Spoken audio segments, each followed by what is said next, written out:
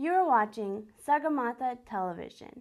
Now it's time for a legal discussion with Mr. Ali Azhar and Alfredo Asin, attorneys at law from the law office of Lewis and Associates in Falls Church, Virginia. Let's hear what they have to say today.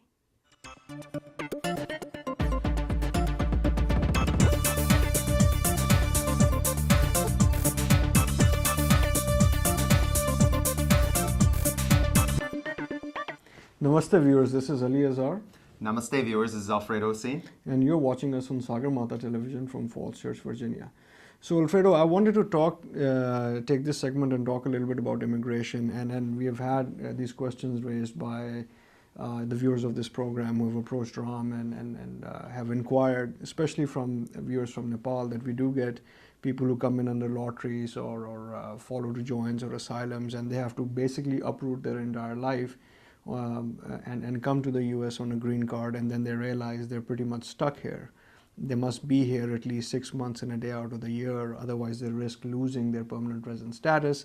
And that's a conundrum because they want to be here, but they don't want to lose their life back home, or at least have enough time to wrap up their affairs and then come back to the US. So what are the rules? I mean, how long do you need to stay in the US, and are there any ways around it? That's a good question, Ali. Basically, for the next 5 years, once you get your green card, if your intention is to become a U.S. citizen, the idea is to keep to that you're trying to prove to immigration that this is going to become your permanent home. So the idea is that you want to show that the majority of the year, in other words, more than 181 days, you're residing in the United States, that this is where you work and you live. Now, I understand that obviously sometimes circumstances arise where you need to be out back home. Maybe you have a sick relative, or you just need to wind up some business or whatever. Right. There is a mechanism for applying to obtain a waiver of that 181-day rule. The re-entry permit is what Correct. you're talking about. And that is the re-entry permit. But again, that's only something that you can get 1, maybe 2 times. It's for emergency use only. If your intention is to remain outside of the United States for a couple of years, or more. More, or maybe later on in the future, probably your best bet, and again, check with your attorney on this, but you're probably it's a better idea to give up the green card for the time being, or otherwise meet with your attorney to discuss another route towards obtaining citizenship. I think the important thing that we would like our viewers to walk away with is that obtaining a green card is a very difficult and cumbersome process. It's a time-consuming process, and at the end, you get a document which is highly prized. You want to make sure you protect your status in that document, and if there's an emergent need to be outside of the US for an extended period of time, please make sure that you hire competent counsel or seek advice of competent counsel, because the smallest of mistakes can have a long-term effect on your permanent resident status, and you may even end up relinquishing or losing your permanent resident status, correct? Or worse, becoming permanently barred. Exactly. From the United States. I think this is about as much time as we have for this particular segment, so we're going to say goodbye for now. And thank you.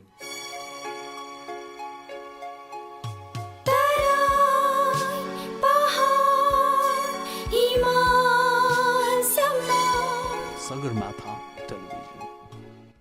Now it's time for a health segment with Dr. Dan Biswakarma from Lorton, Virginia. Let's hear what advice he has to give to us today. नमस्कार, म doctor दान विश्वकर्मा। म आज यहाँहरूलाई हामीले प्राप्त गरिरहेको प्रश्नहरू स्वास्थ्य सम्बन्धी प्रश्नहरूमध्ये चाहिँ हामीले यो आर्लिङ्टन निवासी एकजना दर्शकबाट पाएको पत्र चाहिँ बढी सान्दर्भिक लागेको हुनाले त्यस सम्बन्धी छोटो जानकारी गराउँदैछु। उहाँले सोध्नु भएको छ कि उहाँको बायाँ हातमा चाहिँ यो झमझमाउने लाटो भए जस्तो हुने भनेर भन्नुभएको छ, र उहाँको चाहिँ 2 वर्ष अगाडि चाहिँ यो जाँचहरू पनि भएको रहेछ, र जाँच गर्दाखेरिमा चाहिँ कार्पल टनल सिन्ड्रोम भनेर चाहिँ बताएको रहेछ। मैले उहाँको यो बयान सुन्दाखेरिमा चाहिँ मलाई पनि यो कार्पल टनल सिन्ड्रोम नै छ जस्तो लाग्छ, तर यो के कारणले भएको छ त्यो चाहिँ मलाई चाहिँ थाहा भएन। उहाँ 70 वर्ष भने पनि कति मोटो हुनुहुन्छ अथवा चाहिँ पातलो हुनुहुन्छ अथवा उहाँलाई चाहिँ चोटपटक केही लागेको थियो कि थिएन त्यो चाहिँ स्पष्ट छैन। यदि भन्दा यो चाहिँ यो कार्पल टनल सिन्ड्रोम भनेको के हो त भन्ने सन्दर्भमा म केही जानकारी दिन चाहन्छु। यो कार्पल टनल सिन्ड्रोम भनेको चाहिँ हामीलाई चाहिँ यो नाडी रिस्ट भनेर भनिन्छ। रिस्टमा चाहिँ एउटा नर्भ हुन्छ जसलाई हामी मेडियन नर्भ भनेर भन्छौँ। त्यो नर्भ चाहिँ छाला मुनिबाट चाहिँ हामीले त्यो रेटिनाकुलम भनेर भनिन्छ, त्यो मुनिबाट चाहिँ जान्छ र त्यो चाहिँ यदि त्यहाँ त्यो प्रेसर बढ्यो भने त्यसलाई चाहिँ थिच्यो भने चाहिँ हामीलाई चाहिँ यो पहिला चाहिँ यो औँलाहरू बुढी औँलादेखि र बुढी औँला, second finger, index finger, middle finger र रिङ फिङ्गरमा चाहिँ प्रेसर यो झमझमाउने, पछि गएर चाहिँ दुख्ने हुने हुन्छ। विशेष गरेर यो चाहिँ यो धेरै हात चलाइराख्ने, जस्तै लेख्ने भयो, उचाल्ने भयो, त्यो यो धेरै हात चलाइराख्दाखेरिमा चाहिँ यो चाहिँ बढी यो लक्षणहरू चाहिँ बढी हुने हुन्छ। सुरुमा यो लाटो हुने, झमझमाने हुन्छ भने पछि गएर चाहिँ यो दुख्ने नै हुन्छ। विशेष गरेर यो राति चाहिँ एकदमै दुख्ने हुन्छ र यो चाहिँ सर्ने हुन्छ। पहिला सुरुमा नाडीमा यो रिस्टमा मात्रै नदुखेर पछि गएर चाहिँ यो औँलाहरूमा पनि दुख्ने, त्यस्तै गरेर यो फोर आर्म भनेर चाहिँ यो उसमा पनि दुख्ने हुन्छ, यो सर्दै जाने हुन्छ। विशेष गरेर चाहिँ यो चाहिँ ठुलो महिलाहरूमा चाहिँ बढी हुने हुन्छ भने, तर यो पुरुषहरूमा नहुने भन्ने कुरा चाहिँ होइन। र यसलाई चाहिँ यो प्रिडिस्पोजिङ फ्याक्टरहरू भन्ने हुन्छ। कतिपय कुराहरू चाहिँ अरू रोगले गर्दाखेरिमा हुने हुन्छ, यो आफै रोग होइन। त्यो रोग अन्य रोगहरूमध्येमा चाहिँ डायबिटिज भयो, यो हाइपोथाइरोइडिजम, थाइरोइडको प्रब्लमले गर्दाखेरिमा भयो, रिमोटोइड आर्थराइटिस भनेर चाहिँ यो रिस्टको आर्थराइटिस भएको छ भने पनि हुनसक्छ। त्यस्तै गरेर तपाईँको चाहिँ यो रिस्टमा फ्र्याक्चर भएको छ, डिस्लोकेसन भएको छ भने पनि त्यसले पनि गराउन सक्छ र त्यसमा चाहिँ यो प्रेसर परेर चाहिँ यहाँलाई चाहिँ यो नर्भलाई चाहिँ कम्प्रेस गरेर थिचेर यो लक्षणहरू चाहिँ आउने हुनसक्छ। त्यसैले यसको डायग्नोसिस र ट्रिटमेन्टको लागि चाहिँ पहिलो चाहिँ यो जाँचहरू गर्नु चाहिँ अति आवश्यक हुन्छ। मैले बताएअनुसार चाहिँ यो डायबिटिज भयो, थाइरोइड भयो, रिमोटोइड आर्थराइटिस भयो, त्यो रुल आउट गर्नको लागि चाहिँ ब्लड टेस्टहरू गर्नुपर्ने हुन्छ भने, त्यस्तै गरेर फ्र्याक्चर भयो, डिस्लोकेसन गर्नको लागि, आर्थराइटिस रुल आउट गर्नको लागि चाहिँ एक्सरे गर्नुपर्ने हुन्छ र त्यस्तै नर्भको फङ्सनको लागि चाहिँ इलेक्ट्रोमायोग्राम भन्ने हुन्छ, त्यो चाहिँ गर्नुपर्ने हुन्छ। त्यस्तै गरेर नर्भ कन्डक्सन स्टडीहरू हुने हुन्छ, त्यो पनि गर्नुपर्ने हुनसक्छ। त्यसको लागि त यहाँले चाहिँ स्पेसलिस्ट अथवा चाहिँ जेनरल डक्टरकोमा गएर चाहिँ यो चाहिँ जाँच गराउनु पर्ने हुन्छ र सल्लाह लिनुपर्छ। त्यही अनुसार चाहिँ रोग केले गर्दाखेरि भएको हो त्यो अनुसार चाहिँ उपचार चाहिँ गराउनु पर्ने हुन्छ। आशा छ म यसको चाहिँ सल्लाह राम्रो दिएँ होला यहाँहरूलाई चाहिँ।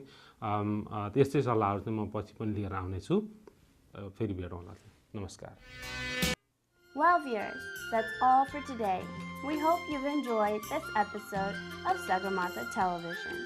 Don't forget to watch Nepal Darshan Television every Sunday at 12:30 p.m. right here on NHC Networks. Now, we'd like to conclude today's episode with this beautiful Nepali song.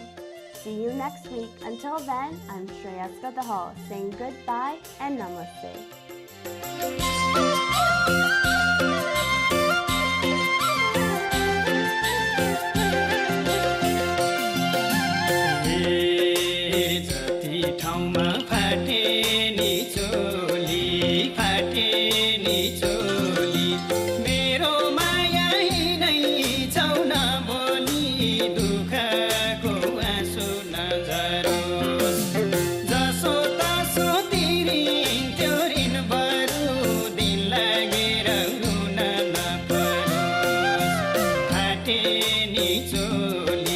फाटे नि चोली